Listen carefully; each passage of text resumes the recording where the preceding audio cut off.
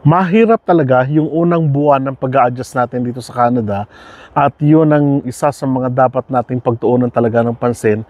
Binigyan ko na kayo ng halimbawa sa mga nakaraang vlog natin kung ano yung mga dapat ninyong isaalang-alang, mga dokumento, mga papel na dapat ninyong bigyang tuon o pansin dahil mahalaga ito sa unang bahagi ng pag-settle ninyo dito sa Canada o sa lugar kung saan kayo mapupunta balang araw. Mahalaga na matutunan natin o makita natin yung mga bahaging ito na kung minsan, sabi ko nung nakaraang vlog natin, isa ito sa mga, kumbaga, medyo pinagsisihan ko ng kaunti dahil hindi kami nakapag-ready sa mga ganitong usapin ng pamumuhay namin at yun naman ang ibabahagi ko sa inyo para at least ay magkaroon kayo ng ideya at sana ay hindi na nga maulit sa inyo. Bibigyan ko kayo ng mga specific at mga layunin ninyo kung bakit ninyo kailangang panoorin at tignan ang bahaging ito ng vlog natin dahil marami sa atin, katulad ng comment na ito, na tinatanong niya nga kung ano-ano yung mahalagang bahagi sa una, pangalawa, sabihin na natin sa isang taon ng pamumuhay ninyo dito sa Canada, no? Pag-usapan natin dito yung sabihin na nating renta ng bahay, yung inyong gagamitin sa inyong transportasyon, sa inyong gagamitin sa inyong, basta yung mga unang bahagi, no? Bibigyan ko kayo ng mga halimbawa, maaaring yung sa akin ay hindi naman talaga nangyari sa iba. Maaaring may iba silang pamaraan.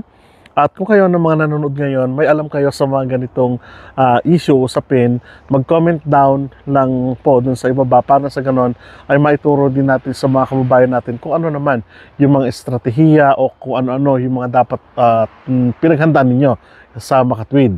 Sa unang bahagi o pangalawang bahagi, unang buwan, pangalawang buwan, unang taon ng paninirahan nyo dito sa Canada. At ang tanong pa nga yun, magkano ba yung binaon namin dito sa Canada noong mga panahon na yon? Sa katunayan, may baon lang po kami, lang kako dahil kung ikukumpara natin sa Canadian dollars ay medyo mababa na yung sinasabi natin yung devaluation ng salapi at siyempre yung inflation rate pa, yung purchasing power o capacity ng yung pera dito sa Canada, yung Philippine peso mo of course, mababa na kaya ako nasabing lang din. Ibig sabihin lang nito na yung sa amin kasi, nagbaon lang kami ng nasa $70,000 to $100,000. Yun ang aming initial na budget ng pagpunta namin dito. Po pwedeng mas mababa sa inyo, po pwedeng mas mataas. Depende naman po yan sa capacity ninyo. Ano? Kung halimbawa mas mataas, wag lang pong tataas ng $10,000 US dollars para sa hindi kayo ma-hold sa immigration. Ano?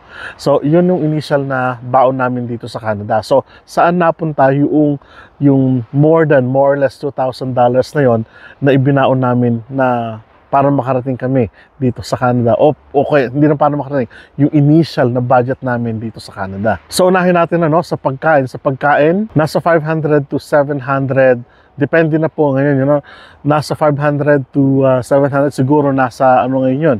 Ang pagkain ngayon sa miyembro ng pamilya na may 5 katao, 5 package kumbaga, ay nasa 500 to 700 dollars. Depende po sa pag-budget nyo yan. Pero yun po ang sa amin sa kasalukuyan. Nung dumating po kami dito, ang initial po namin na ibinigay sa aming mga kamag-anak ay yung $250 para sa aming buwan, unang buwan, at pangalawang bahagi ng aming paninirahan dito sa Canada. Ibig sabihin, pangalawang bahagi, yung second half ng month namin. Kasi nakitira po muna kami.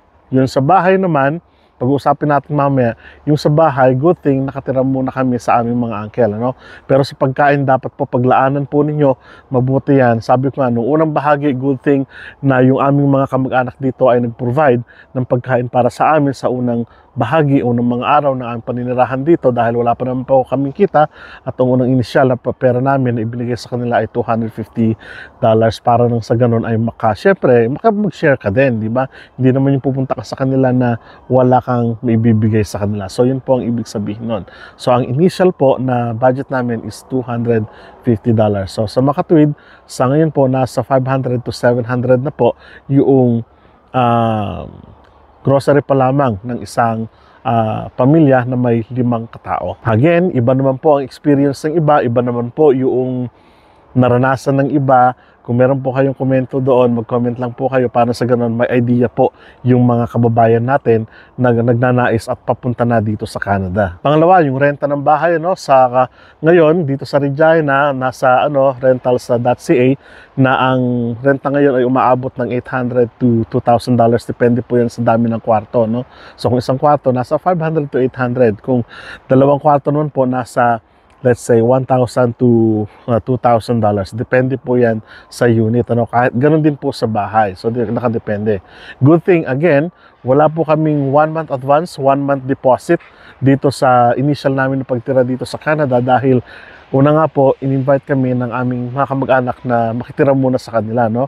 Pero nagbigay na rin po kami sa kanila pagkatapos po ng 2 linggo na kami ay sumahod na, at pinigyan po namin sila ng kumbaga pang 1 buwan na paninirahan namin. Siyempre naman, yung initial na ginamit mo dun, di mo naman binayaran, hindi ba? Kahit nakamag-anak natin, kung minsan dapat ay makiramdam tayo, no? So, ganun po ang nangyari. Good thing, sabi nga natin, may mga kamag-anak po kami na pinakitirhan namin dito at maayos kaming tinanggap, at nagkaroon po ng settlement sa mga susunod na buwan. Depende na po sa pag-uusap ninyo kung magkakaroon pa kayo ng 1 month advance and 1 month deposit, depende na po sa inyo yun. Usually, sabi ko nga, nasa $500 up to $2,000. So, dapat po ay paghandaan din po ninyo yung budget na yon, dahil syempre, hindi naman tayo titira ng libre dito sa Canada kahit na saang lugar pa man, di po ba? Isa pa sa dapat ninyong paglaanan, yung tinatawag nating bus pass, ano? Kung bata, parang 10 years old, 13 years old pa ba, wala nang bayad. Pero pag umabot na sila ng 18, 15, ganon, pataas na po yan, may bayad na po, no? Pero ang nirekomenda sa amin, which is during that time, $50 pa lang yung monthly bus pass. Ibig sabihin, isang buong buwan na po iyon na gamit namin na mag-asawa, no? Tig-isang card po kami, $50, $100. Pero ngayon, ang alam ko, dito sa Regina, ang bus pass po namin ay nasa $88 na po ata. Ngayon, hindi ko na po alam kasi hindi na po ako nagbabas ngayon.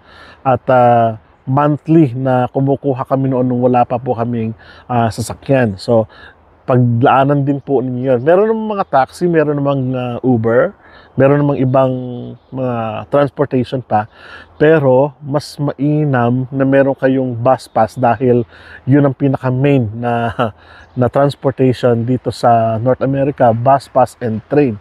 Dito sa amin, wala kaming train, pero meron po kaming bus and taxis. Yun po ang meron sa amin. So, paglaanan din po ninyo yun, no? Bus pass, no? Sa iisang family, hindi po pwede na isa lang kasi iba't iba kayo ng schedule. So, depende rin po yun. Pero kung may initial naman po kayo na sasakyan, why not po? Nakukuha pa kayo ng ganyan, di ba? Pwede naman po kayong, kung may lisensya po kayo sa Pilipinas, first 3 months dito po sa Saskatchewan, ang alam ko, ay pwede po kayong mag-drive. At habang kinukuha nyo yung driver's license niyo, nagda-drive na po kayo, natututo na po kayo. Yun po ang ibig sabihin nun. At makakakuha po kayo ng lisensya within 3 months na pag-stay ninyo dito sa Saskatchewan, as long as na nag-exam po kayo. So, ganun lang po yun, no? At napakahalaga ng transportation kasi medyo malayo-layo. Depende sa lugar na naman ninyo, sa tinitirahan ninyo, yung pupuntahan po ninyo na trabaho ninyo. So, it is also recommended talaga na magkaroon ng bus pass. But not necessarily na sa unang mga araw ninyo, kukuha na agad kayo. Hindi naman po ganon ang ibig sabihin. Okay, tinanong nyo pa doon kung kailangan na ba ng health insurance. Health insurance po, depende po yan. Sa unang bahagi, unang month, hindi naman po kailangan na may health insurance kayo. Pero, it is highly recommended na kumuha kayo habang mas maaga pa, no? Hindi lang po private and health insurance ang kailangan. Mainam din po na kumuha na kayo ng life insurance ninyo in case ano man ang mangyari, hindi magsasuffer ang family ninyo. Sinasabi ko ito kasi hindi po tayo open-minded. Karamihan po ng mga Filipino ay, sinasabi ko na po sa inyo, hindi open-minded pagdating sa insurance. Pero pagdating ng panahon na kung saan, halimbawa, na aksidente, namatay, something like that, doon na po tayo nagkakaroon ng problema. Hindi po kasi tayo nasanay sa ganun. That's why I am recommending, pero hindi necessary, no? Hindi necessary, pero need po ito ng isang family, no, na pupunta rito dito sa Canada at mga ibang bansa, no.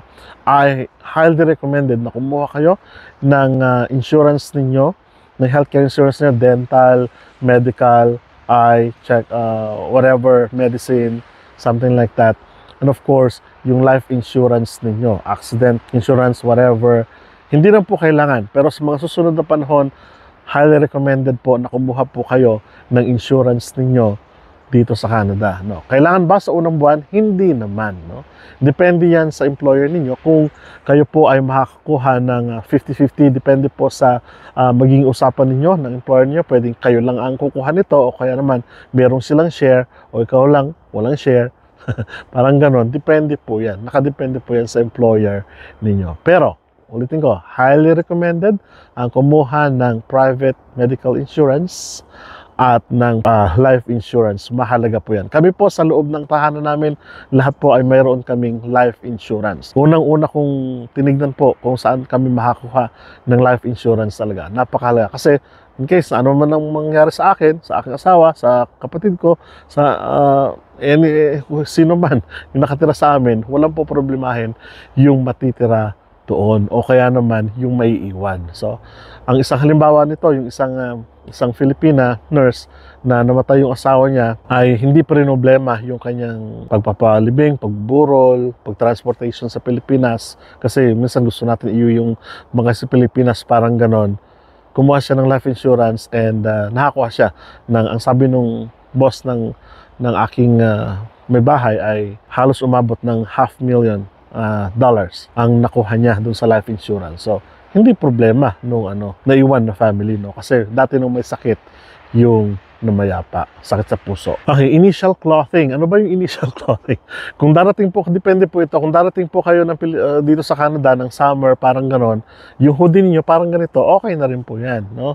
Yung mga sweater niyo kung tawagin natin, okay na rin po yan. Pero pag darating po kayo ng winter dito sa Canada, you have to bundle up. Kailangan niyo pong bumili ng boots, winter boots, kailangan niyo pong bumili ng mga jacket. Not necessarily, pero need po ito, no?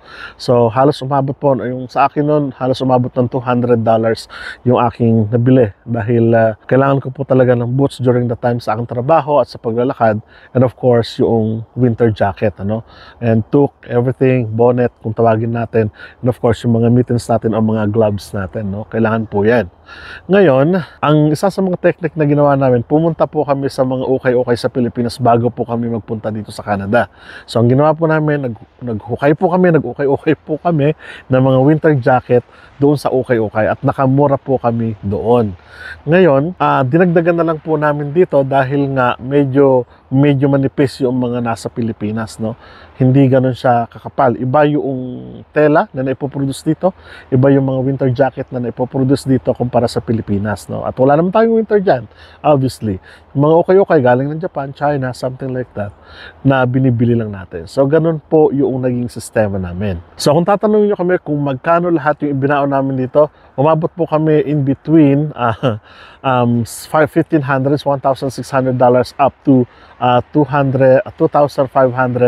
Yun po ang budget namin. Pero syempre, hindi namin inubos lahat yon, So, yung $2,500 na yon, initial na budget namin dito, syempre, ginastos namin sa iba't ibang pagkakagastusan na masasabi natin na talagang kailangan naman naming pagkagastusan. So, yun lang po ang ibig sabihin nun. At kaya naman po, napaparating dito, depende na po sa inyo yan. Kami, hindi ganoon kalaki yung budget namin kasi alam namin na pagdating namin dito, may trabaho na kami at pagdating namin dito, magsisimula na po kaming magtrabaho. That in 2 weeks, ay sasahod na po kami. Kaya yung mga pera namin sa bangko noon, hindi namin lahat inilabas. Naglabas lang po kami ng pera namin na alam namin na kakailanganin namin dito. Pero ang mali ko ay dahil sa wala kaming access sa bangko namin sa Pilipinas during that time, hindi ako naglagay ng contingency ng another 1 month and 2 months. Nakakailanganin pala noon sa mga iba't ibang pagkakagastusan pa. Halimbawa, kung gusto niyo lumipat ng bahay, diyan napapasok yung tinatawag o apartment, diyan napapasok yung tinatawag nating 1 month advance, 1 month deposit na kailangan nyo pala. Kailangan ding pag-ipunan yon. So, initially, pwede naman na talaga yung $1,600 up to $2,500. Kakasya naman na po yun. Basta titipirin nyo lang pong mabuti. Ang mali ko lang doon ay hindi kami naglaan ng contingency fund namin sa mga susunod na panahon. So, sana po ay nakita ninyo yung ikwentahin nyo na lang po sa Philippine peso kung magkano po yung 2,000, let's say maximum of $2,500 Canadian dollars in current market po ngayon ay nasa 39.40, parang ganon. Philippine peso ang palitan. So, sana po ay nakatulong po ito sa nag-comment po si Rug, Miss Rug. Hindi ko alam kung Miss ba siya o Mrs.